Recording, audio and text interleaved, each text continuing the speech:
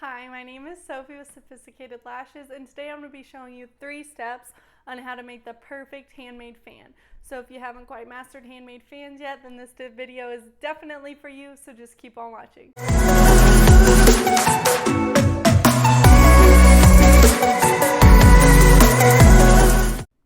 So today I'm just going to be showing you 3 simple steps to hand making a fan. And of course, number 1, we're going to start with our tweezers and make sure we have a good grip. We're going to want to grip where that tweezer changes shape. So it's typically right about here. Right there is where we want to have a grip for ourselves. And we're going to want to find the sweet spot of our tweezers, and it's typically going to be a little bit more towards the middle than it would be towards the tip. So it's probably going to be somewhere about right in here, I'd say. But you can find it by just seeing where your tweezer picks up all of the lashes without having any of them fraying out. So as you can see here, that's going to be that for that one. So we're going to go ahead, and step 1 is going to be to get the right amount that we want.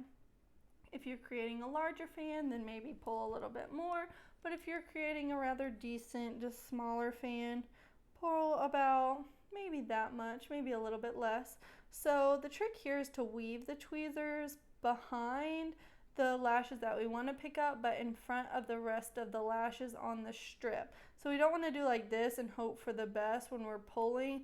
We want to make sure we weave and get the amount that we need and put our tweezers in front of the rest of the lashes on the strip, so we're only pulling the amount that we need. Then we're going to go ahead and get a firm grip on them.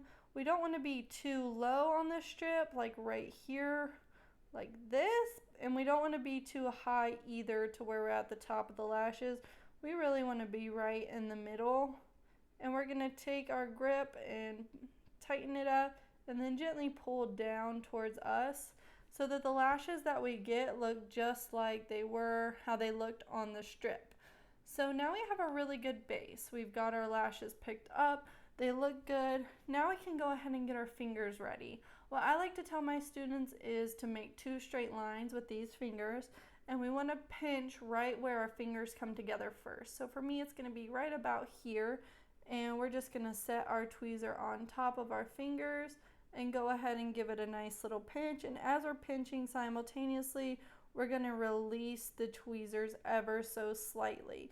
And releasing maybe isn't the right word. We're just going to relieve a little bit of pressure on them so that the fan can open up.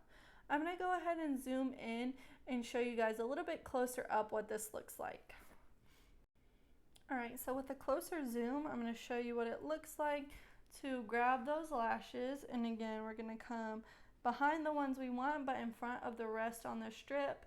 Pick up a good halfway up the lash, pull gently down towards us so that it looks the same as what it did when it was on the strip. Then we're going to get our fingers lined up nice, and we're going to put that lash right where our fingers first hit, which is going to be about right here for me.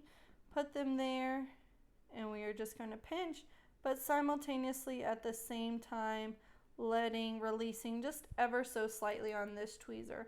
It is important to note that we aren't releasing the tweezer or opening them per se. We're not opening our tweezer, we're just ever so slightly, if you can see it right here. Let's get it to focus right here. Right there. We're just ever so slightly, if this is closed, we're just gently releasing like that so that it's not fully open like this. So that's what we're doing. So again, weaving in through, pulling towards us, getting our fingers situated, and then as we pinch, so I'm going to pinch first and notice how it doesn't do much, but then I'm going to pinch and slowly relieve the tweezer pressure. And as you can see, it's not opening, the tweezer isn't opening, and we're just gonna, I just pinch a couple times until I get it perfect, and that's how it looks. I'm going to come over here and place it in some glue and put it on our little sponge over here. But there's some really pretty fans. And that's the gist of it. There are different ways to pinch, but the first steps are always going to be the same. You can pinch this way if you'd like. I'm personally not the most amazing at pinching this way, honestly. So if you try one way and it doesn't work for you, Don't give up, because there are other ways. You can pinch this way, you can pinch with your flouring cup. See, as you can see, they're not the most amazing, but that is how I pinch.